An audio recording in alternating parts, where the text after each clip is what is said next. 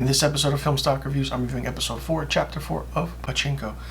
Now, this story is really interesting, and it differs from the novel. The novel is in chronological order, but the show jumps from the 1900s to the 1980s, different times during these episodes. Now, episode 4 is really different and more so emotional than usual from what we got from episodes 1, 2, and 3. Now, I do want to say that this show is not for the faint of heart. It talks about racism between the Japanese and Koreans, and it's really powerful and really impactful. And it's still going on today, but it's not talked about that much. And the older generation who have gone through this, do mention between what happened between the Japanese and the Koreans, and this show is trying to touch on that. And it's really sad what the Koreans went through in Japan. You think, oh, even if you kind of look alike, things are going to be fine. No, it's very much different. Now, episode 4 of Pachinko starts in Busan in 1931.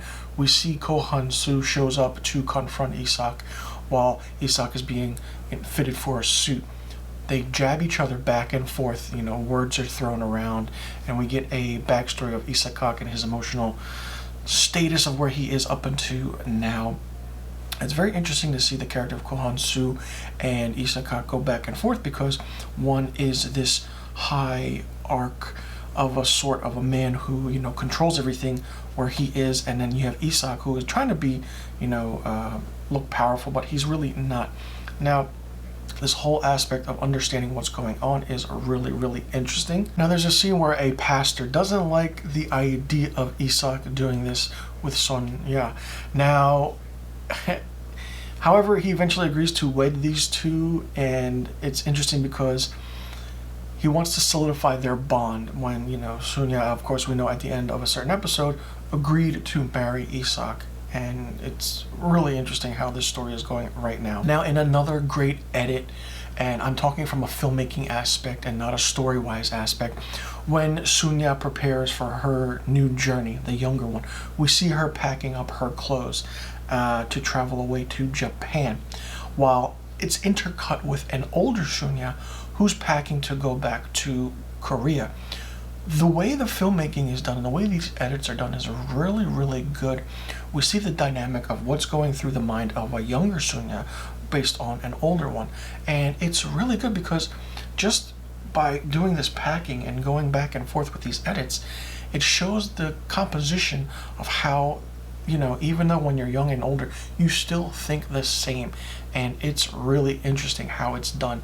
And I really do love edits like this, especially the quick cuts and the quick pans, which all of a sudden you realize you're back in the 1915s, the 20s, or the 30s, and then all of a sudden you're back in the 1980s, which is really interesting. Now, we're still in 1931, and Ko Han-soo finds Sonya and, corners her in a way and tells her don't leave because, he wants to make up for what he's done. Well, Han-soo promises that when she arrives in Osaka and when she's lost and, alone, he'll make sure to be there for her. And there's no way back for her now. And, it's a journey that it's going to take some time to get used to. And now we are thrust into the 1980s, 1989. Solomon is talking to Naomi about this hotel deal that's going on.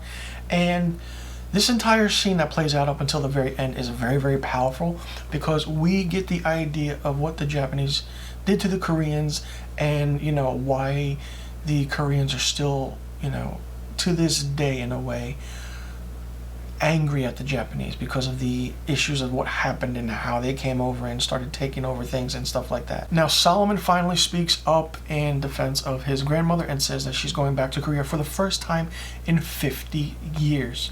And the reason being is because she wants to, go back to her past and try to close out some things before something happens to her.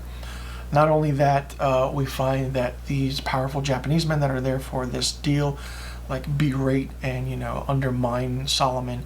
And what you see is oh, okay, we're in the 1980s now, but this kind of issue is still going on even now with Solomon, which is really, really heartfelt because it's a very emotional scene that you really don't understand what's happening until you really, really get into it. So it's a very, very interesting episode.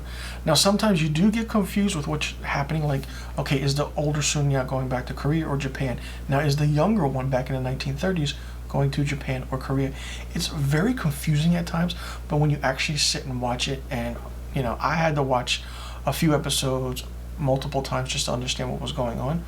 But the story is very, very different than the novel, and it really shows in a really big way. The acting is really good. I really enjoy the acting a lot in this show.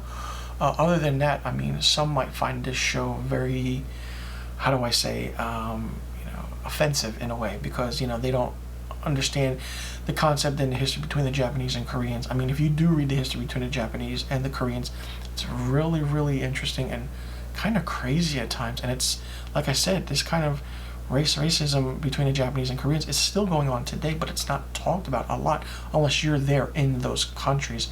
I mean, other countries really don't hear about race issues from other countries or states, for that matter, or certain areas of the world, because we're not prone to that. We're always used to the prone things of what's happening in our own country around us, not someone else's issues like that, unless a world news is said about something like this.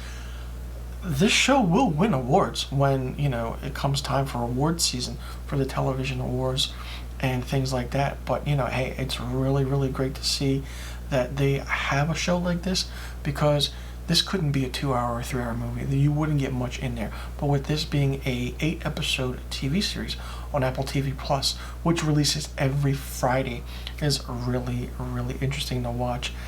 Very emotional, like I keep saying. It's very heartfelt, but it's done so well that you really get lost in the aspect of what's going on. You really understand who Ko Han-soo is, Isak, Sunya, and with everything, but this is all leading up to a certain moment. And like I said, from a filmmaking aspect, where the intercuts and the edits are done with an older and younger Sunya, is really, really good. Let me know in the comment section below what you thought about episode 4 of Pachinko. Did you like it? Did you not like it? What did you think of it? What do you think about the story aspect of it so far? Do you think it differs from the novel?